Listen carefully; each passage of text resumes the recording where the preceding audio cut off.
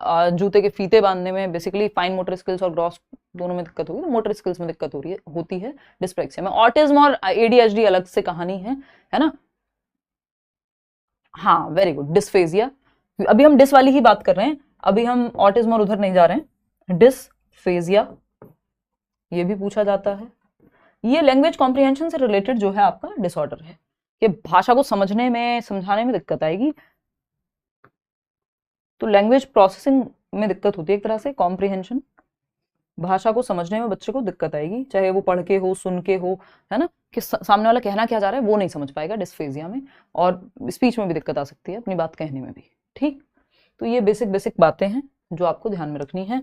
चलिए आगे बढ़ते हैं, क्वेश्चन नंबर 4 उठाते हैं और सॉल्व करते हैं। अजर्शन वाला सवाल है, देखेंगे फटाफट से।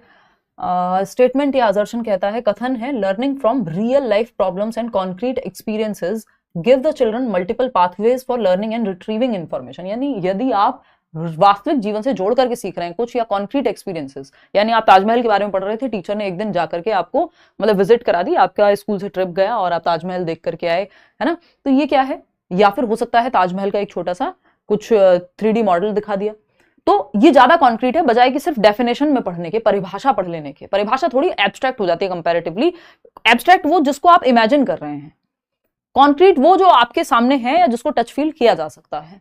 तो कॉन्क्रीट एक्सपीरियंसेस देने से क्या होता है, बच्चा जल्दी, भाई सामने है कोई चीज, मैं पेन सिर्फ आपको बोल के बताऊं कि एक पेन था बहुत अच्छा था, है ना, एक दिन वहां मिला था, और मैं कहूं ये पेन था, तो आपको ये कॉन्क्रीट है, ये सामने देख पा रहे हो। ठीक, तो ये बात तो सही है कि अगर कॉन्क्रीट एक्सपीरियंसेस देंगे हम बच्चों को, तो उनको चीजें याद रखने में ज्यादा जो है आसानी होती है। रीजन क्या है इसका, development is relatively orderly and sequential, यानी विकास जो है अपेक्षाकृत व्यवस्थित और अनुक्रमिक है, यानी सीक्वेंस में चलता है जो विकास है। तो learning from real life experiences and concrete experiences give the ये बात तो सही है अपने आप में कि विकास जो है ऑर्डरली होता है, सीक्वेंशियल होता है, पीओएस आपको बताया हुआ है ना, प्रिडिक्टेबल है, ऑर्डरली है, सीक्वेंस है, पॉप भी कहते हैं हम कई बार। ठीक, ये बात तो सही है, प्रोग्रेसिव है। ठीक, तो development is relatively orderly and sequential. पूछा क्या था कि वास्तविक जीवन की, यानी learning from real life problems and concrete experiences give the children multiple pathways for learning and retrieving information, कि अगर वो मल्टीपल तरीके से सीखेंगे तो बेहतर सीखेंगे। ये कह रहे हैं डेवलपमेंट सीक्वेंशियल है, तो फिर तो सीक्वेंस में ही सिखाओ। दोनों बातें सही है, बट दोनों एक दूसरे के लिए सही नहीं है, ये रीजन इसके बारे में दिख ही नहीं रहा हमें। तो both A and R true, but R is not the correct explanation of A. A के बारे में नहीं है ना वो बात। चलिएगा क्वेश्चन नंबर 5 देखिएगा, कोहलबर्ग पे क्वेश्चन है। क्या कहता है question number 5, the central argument of Carol Gilligan's critique of Kohlberg's theory of moral development is around, यानी कोहलबर्ग के नैतिक विकास के सिद्धांत की कैरल गिलिगन की आलोचना का केंद्रीय तर्क क्या है ना, केंद्रीय तर्क है व्हाट। भाई कोहलबर्ग के नैतिक विकास क्या होता है, सही और गलत के कुछ सिद्धांत नैतिक विकास में आते हैं, कि क्या सही है क्या गलत है, क्या राइट और रॉन्ग की जो परिभाषा है वो उसके अराउंड कोहलबर्ग की थियरी घूमती है ना। मॉरलिटी का मतलब ये सही और गलत के बीच में आप डिफरेंसेस समझ रहे हैं। तो कोहलबर्ग की इस थियरी को क्रिटिसाइज किया कैरल गिलिगन ने, है ना, और सेंटर थीम जो है वो ये है कि फेमिनिस्टिक पर्सपेक्टिव को इसमें शामिल किया ही नहीं गया इस थियरी में, यानी नारीवादी परिप्रेक्ष्यों को शामिल किया ही नहीं गया, कि फीमेल जो है वो ज्यादा केयर ड्रिवन होती हैं, है ना, और भी इस तरह के, इसमें पूरी थियरी में सैंपल्स ही नहीं लिए गए जिसमें फीमेल्स को शामिल किया गया हो, और ऐसी बहुत सारी थियरी है। तो जेंडर बायस थियरी कहते हैं हम इसको। Use of experimental design in studying children, यानी एक्सपेरिमेंटल डिजाइन, प्रायोगिक डिजाइन ले लो कुछ, वो प्रॉब्लम नहीं है वहां पे, ये सब पे किसी पे क्रिटिसाइज नहीं किया, जेंडर वाले इशू पे किया है। एजुकेशनल इंप्लीकेशन, ये सेम ही रहता है क्वेश्चन, घुमा फिरा के सेम ही बात पूछता है हर बार। Educational implications of study for school going children, ऐसा नहीं है कि एजुकेशनल इंप्लीकेशन में दिक्कत है थियरी की। Ethics of care and feministic perspective, ये बात सही लग रही है। Overestimation of children's moral abilities, ऐसा भी नहीं है कि उन्होंने कुछ ओवर एस्टिमेट कर लिया हो, अधिक आकलन कर लिया हो बच्चों की क्षमताओं का। उन्होंने डिस्कशंस किए, लेकिन सारे मेल सैंपल्स को ही शामिल किया, लड़कियों को शामिल किया ही नहीं। और मॉरलिटी ऑफ केयर, यानी केयर और कंसर्न जो है फेमिनिस्टिक पर्सपेक्टिव में आता है, उसको देखा ही नहीं, कि जब फीमेल सही और गलत का डिसीजन लेती हैं तो वो इमोशंस को भी ध्यान में रखती हैं। ठीक, तो एथिक्स मतलब ऐसा नहीं है कि मेल्स नहीं रखते हैं, अगेन फिर वो डिबेटेबल है, लेकिन इस पर्सपेक्टिव को शामिल किया ही नहीं गया। तो ethics of care and feminist perspective, नारीवादी परिप्रेक्ष्य को शामिल किया ही नहीं गया। कैरल गिलिगन ये कहती हैं कोहलबर्ग को कि भैया तुमने जो है ये जेंडर बायस थियरी बना के रख दी है। क्वेश्चन नंबर 6 देखो, जीन पियाजे believe that knowledge is, Jean पियाजे क्या मानते हैं ज्ञान के बारे में, बताइएगा। को कंस्ट्रक्टेड होती है, नॉलेज इज को constructed in interactions with more knowledgeable other, यानी दूसरों के साथ, मोर नॉलेजेबल अदर के साथ मिल करके, जो आपसे ज्यादा जानते हैं, आप नॉलेज को कंस्ट्रक्ट कर सकते हैं। ये बात वाइगॉत्स्की कहते हैं, ना कि जीन पियाजे, ठीक है ना। मोर नॉलेजेबल अदर की के, मान लीजिए आपको कुछ समझ नहीं आ रहा है, अपने दोस्त से पूछ लीजिए जो उसको आता हो, जिसको आता हो। इनेट and given rather than acquired through interactions, यानी बातचीत के माध्यम से प्राप्त होने की बजाय जन्मजात होती है। ज्ञान तो आपके अंदर भर के भेजते हैं भगवान, ऐसा तो कुछ है नहीं, ऐसा तो नहीं कह रहे हैं ना पियाजे ना Vygotsky. Constructed by the child rather than being passed passively from the environment, यानी पर्यावरण से निष्क्रिय रूप से पारित होने के बजाय बच्चे द्वारा स्वयं से निर्मित होता है ज्ञान। बेसिकली पियाजे हो वाइगॉत्स्की हो, दोनों कंस्ट्रक्टिविस्ट हैं, रचनावादी हैं। पियाजे जो हैं वो उग्र रचनावादी हैं, यानी रेडिकल कंस्ट्रक्टिविस्ट हैं, जो बच्चे की एक्टिविटी को ज्यादा महत्व देते हैं समाज के कंपैरिजन में। तो ये बात तो सही है कि दोनों ही ज्ञान बच्चे को एक्टिव रखेंगे, यानी कंस्ट्रक्शन यहां भी था, कंस्ट्रक्शन यहां भी है, नॉलेज का, ज्ञान का सृजन होगा।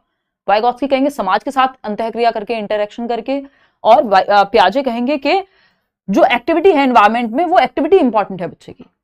सिर्फ पर्यावरण पास नहीं कर रहा पैसिवली कि बच्चा निष्क्रिय है और दिमाग में भर दिया आपने ज्ञान। बच्चे का बहुत महत्वपूर्ण रोल है ज्ञान के सृजन में, यानी नॉलेज के कंस्ट्रक्शन में। फोर्थ ऑप्शन है a visible behave, little scientist कहा है उन्होंने बच्चे को, यानी नन्हा वैज्ञानिक है, एक्टिव रह के, सक्रिय रह के। अपना सिंपल फंडा है पेडागोजी में, 99% क्वेश्चंस ऐसे ही सॉल्व हो जाएंगे कि जहां बच्चा एक्टिव है उसकी तरफ जाइए। A visible behavioural change that can be measured with reliability, ऐसा नहीं है बिहेवियरल चेंज नहीं मानेंगे ये बिहेवियरिस्टिक लोग मानते हैं, जो आपके सिलेबस में है भी नहीं, है ना, वो आगे आएगा, सीटेट में नहीं आता। क्वेश्चन नंबर 7 देखिएगा।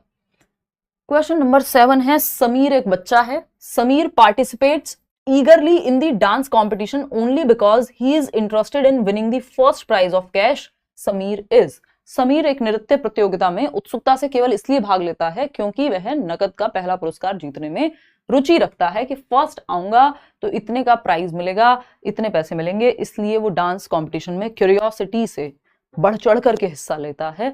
कौन? समीर। समीर भी डांस कर सकता है, ये हमारा क्वेश्चन कहना चाहता है। ऐसा नहीं है कि हम इसको जेंडर स्टीरियोटाइप कर दें कि सिर्फ यहाँ पे सीमा लिखा होता तभी जो है वो डांस करती। तो समझ पा रहे हो, सीटेट भी ध्यान रखता है भाषा में कि जेंडर स्टीरियोटाइपिंग ना हो। हालांकि ये क्वेश्चन आया हुआ नहीं, बट आप देखेंगे ऐसा पेपर उठा करके जब आप देखेंगे तो क्वेश्चन इसी तरह से बनाए जाते हैं, है ना, कि डाइवर्सिटी का ध्यान रखा जाए, विविधता का ध्यान रखा जाए। ये सीटेट की भाषा में आपको देखने को मिलेगा। तो समीर पार्टिसिपेट कर रहा है ईगरली, क्यों? क्योंकि फर्स्ट प्राइज लाना है। समीर का फर्स्ट प्राइज लाना, रीजन क्या है? बाहर है काम को करने का।